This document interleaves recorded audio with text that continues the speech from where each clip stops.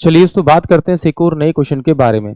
इस क्वेश्चन में एग्जामिनर ने कहा 6 सेंटीमीटर व्यास वाले दो लोहे के गोले 6 सेंटीमीटर त्रिज्या वाले एक बेलनाकार बर्तन में रखे रखे पानी में डुबोए जाते हैं तो बर्तन में पानी का स्तर निम्न द्वारा बढ़ाया जाएगा।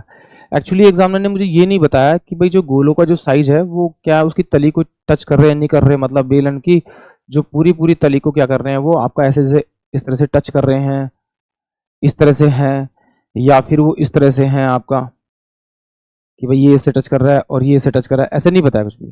तो इसका मतलब मानेंगे कि वही फ्री होल्ड कोई गोलियां हैं जो उसके अंदर डाली गई हैं और उसकी जो कैरम से उसके जो बेस को प्रॉपर टच नहीं करेंगे।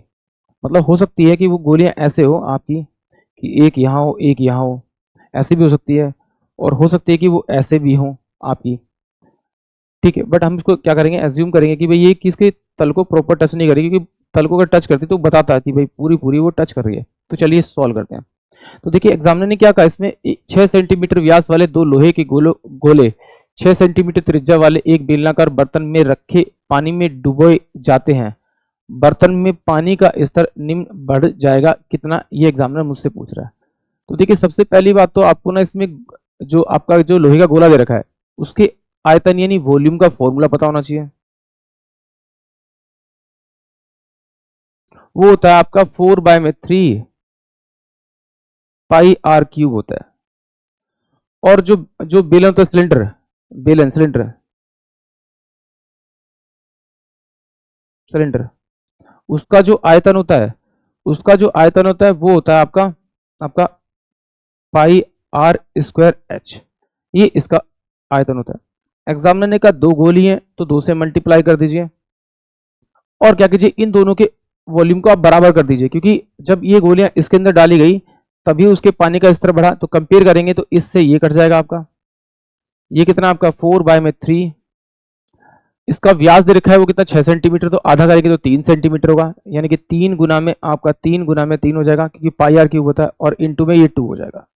बराबर में किसके होगा, बेलन के आयतन के बराबर होगा। तो बेलन की त्रिज्या कितनी है आपकी 6 सेंटीमीटर, तो 6 गुना में 6, और मुझे इसकी ऊंचाई निकालनी है। तो ठीक है, इस 3 से 3 गया, इससे ये गया, तो ये 2 सेंटीमीटर क्या हो गई उसकी हाइट बढ़ेगी पानी की, यानी कि ऑप्शन जो मेरे पास में बी होगा वो इस क्वेश्चन के लिए करेक्ट होगा। एक बार फिर देख लेते हैं।